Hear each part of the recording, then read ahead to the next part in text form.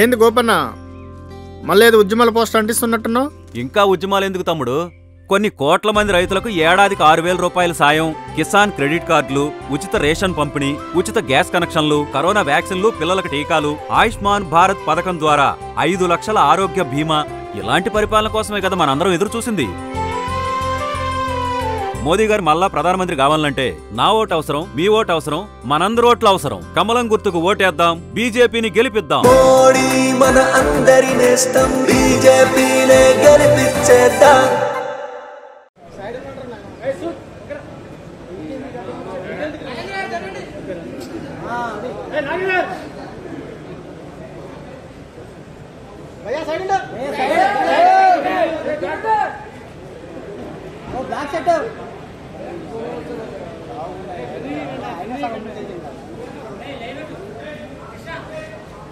అడుగు సైడ్ ఓ అయ్యా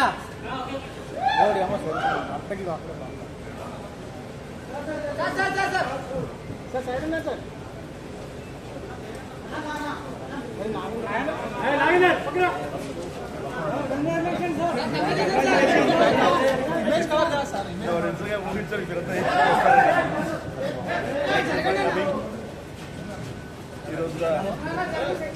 చెప్పాలంటే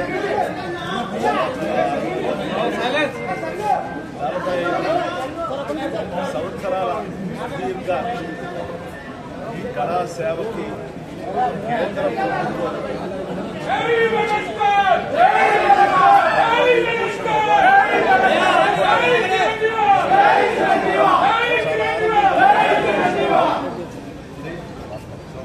భారత ప్రభుత్వానికి వెనకుండి ఈ అవార్డు రావడానికి కారణం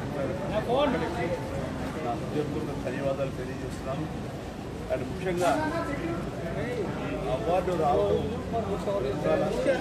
నా కృషి, నా కళాసేవ సమాజానికి ఎంతో ఉపయోగంగా చేసినటువంటి సేవలు పక్కన పెడితే నన్ను గుండెలో పెట్టుకుని ఆదరించి ప్రేమించేటువంటి నా అభిమానులు, అలాగే ప్రేక్షకులు, అలాగే నాకు ఎన్నో అవకాశాలు ఇచ్చి ఈ రోజున నన్ను నేను దాకా తీసుకోవడానికి నా డైరెక్టర్స్కి, నా నిర్మాతలకి, నా ఇతర టెక్నీషియన్స్కి, ప్రతి ఒక్కరికి ఎవరైతే దోహదపడిన ప్రతి ఒక్కరికి నేను ధన్యవాదాలు తెలియజేస్తున్నాను. ఈ అవార్డు ఇదంతా వారి సహకారం మరి ఎంపిక అవ్వడానికి కారణం వారందరికీ ప్రతి సందర్భంగా మరొకసారి నా సంతోషాన్ని తెలియజేస్తున్నాను. ధన్యవాదాలు.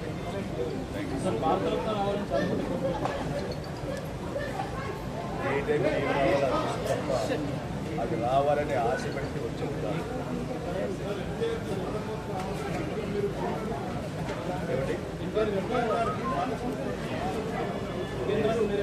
నిజంగా వారికి ఎంత రావడం సముచితం, రావాలని నేను ఆకర్షిస్తున్నాను, రావాలని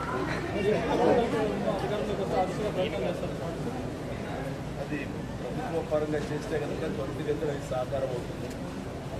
డెఫినెట్గా ఎంతైనా సరే అది ఎంజీఆర్ గారికి వచ్చినప్పుడు దీనికి రావడం కూడా అంతకంత సముచితం అన్న అది ఆనందదాయకం.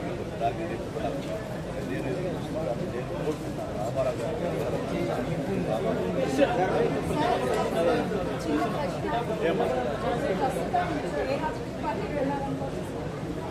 రాజకీయ అతీతంగా తర్వాత పిఠాపురాన్ని నేను వెళ్ళలేదు.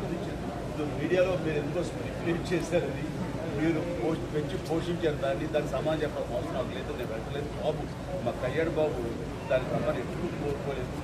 నా కంపెనీ వదిలేస్తాడు, కానీ తను బాగుండాలి, తన జీవితంలో అనుకుంటే సాధించాలన్న అపేక్షిస్తాను. నేను ఆశీస్వాదం చేస్తాను. దానికి నేను తను తనతో పాటు నేను ఉన్నాను చెప్పేది మనం వీడియో బయట వచ్చారు. ఖచ్చితంగా మా తమ్ముడు యొక్క అభివృద్ధిని, మా తమ్ముడు రాజకీయంగా ఎదగడానికి ఎప్పుడు నా కుటుంబ సభ్యులకు మనస్ఫూర్తిగా మనసావా చెప్పదు.